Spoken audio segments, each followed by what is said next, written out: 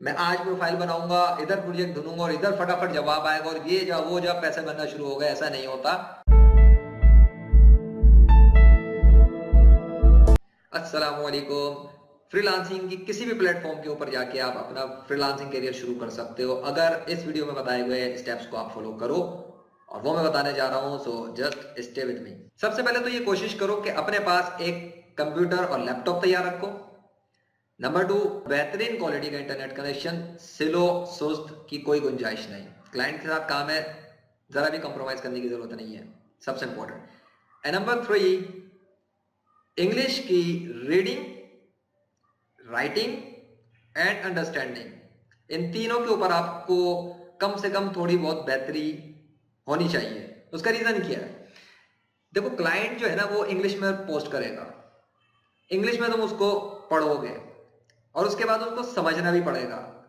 अगर सही पढ़ नहीं सके, सही समझ नहीं सके, तो अपना कंटेंट कैसे पोस्ट करोगे? अगर नहीं पढ़ोगे तो स्पैम करोगे पोस्टिंग के जरिए, ठीक है? और पोस्टिंग अगर करोगे तो इंग्लिश में करोगे, राइटिंग स्किल आएगी, पर समझोगे नहीं तो पोस्ट कैसे करोगे? तुम्हें क्या पता कि क्लाइंट क्या कह रहा है, मुझे क्या लिखना चाहिए, ठीक है? तो लिखना आना चाहिए और पढ़ के समझना आना चाहिए, तो रीडिंग भी आ गई, अंडरस्टैंडिंग भी आ गई और योर राइटिंग भी आ गई। इंग्लिश स्पीकिंग ना बिल्कुल भी जरूरी नहीं है, बिल्कुल भी जरूरी नहीं है। क्यों? क्योंकि क्लाइंट्स के साथ जो बातचीत है ना वो राइटिंग में हो जाती है।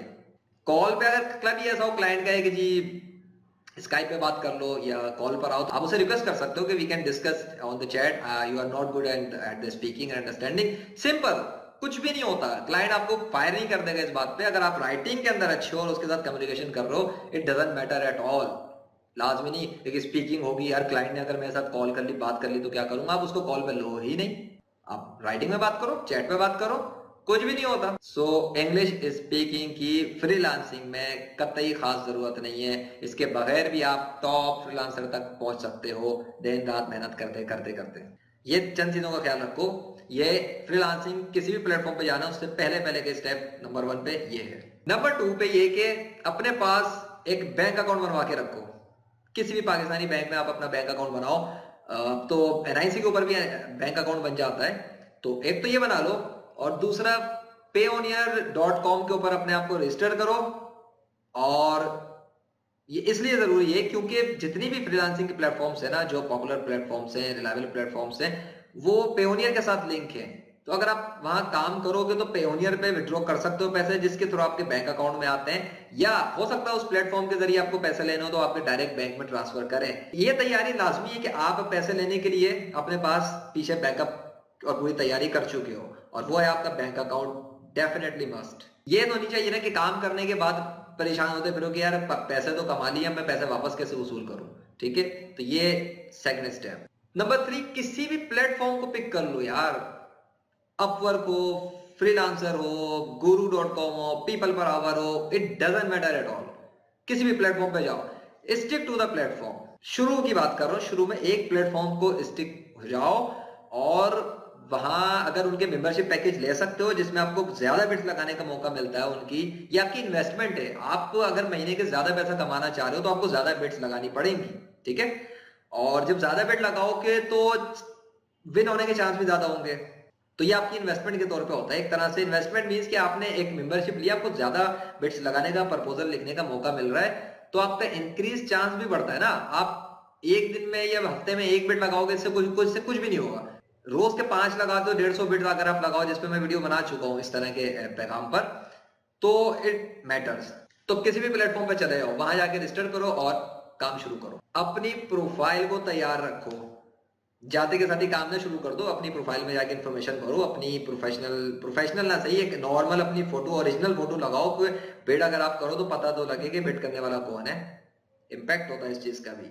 और अपनी प्रोफाइल के अंदर इन्फॉर्मेशन फिल आउट करो, योर हेडलाइन, योर डिस्क्रिप्शन, कोई पोर्टफोलियो अगर वगैरह कुछ बनाया तो उसको उसमें लगा दो, अपनी डिस्क्रिप्शन, जॉब वगैरह जो कुछ है यार उसको फिल आउट करो और एक अच्छी प्रोफाइल सेटअप करो। इसके लिए हिंट ये दे सकता हूँ कि जो दूसरे तुम्हारी अपनी फील्ड के रिलेटेड लोग हैं ना, उनकी प्रोफाइल्स पे जाके ना स्टडी करो और देखो कौन सी चीज ज्यादा अट्रैक्टिव है, उसमें से आइडियाज पिक करो, ठीक है? इससे हेल्प मिलेगी। एंड सेकेंड, काम शुरू करने से पहले ना उनके टर्म्स एंड कंडीशन पढ़ लेना, चाहे फ्रीलांसर पे हो चाहे अपवर्क पे हो या कहीं भी। होता है क्या है कि लोग काम तो शुरू कर देते हैं, उसके बाद वो कोई ना कोई ब्लंडर मारते हैं जाके उनकी वेबसाइट पे, ऐसा कोई ना कोई, उसके बाद जो है ना वो अकाउंट सस्पेंड हो जाते हैं, फिर रोते हुए फेसबुक पे जाते हैं, यार मेरा अकाउंट सस्पेंड हो गया, फाइवर ने बंद कर दिया, फ्रीलांसर ने बंद कर दिया, अपवर्क ने बंद कर दिया। भाई किसने कहा था कि उसमें ऐसी हरकत करो क्लाइंट के साथ? वो बेवकूफ तो नहीं बैठा, कोई ना कोई हरकत करोगे जिसपे सस्पेंड होता है। रेयर केसेस होते हैं बहुत कि किसी वजह के बगैर वो सस्पेंड करते हैं। अब ये तो उनकी दादागिरी है ना, उनका प्लेटफॉर्म है भाई, वो आपको बैन कर सकते हैं, सस्पेंड कर सकते हैं। इवन मुझे किया हुआ है, एक दो प्लेटफॉर्म पे मेरे साथ ये बैड एक्सपीरियंस हुए हैं, तो और बड़ा गुस्सा भी आया था, हालांकि कोई ऐसी बात नहीं थी तो, लेकिन क्या कर सकते हो आप यहाँ से, आप कुछ भी नहीं उखाड़ सकते उनका।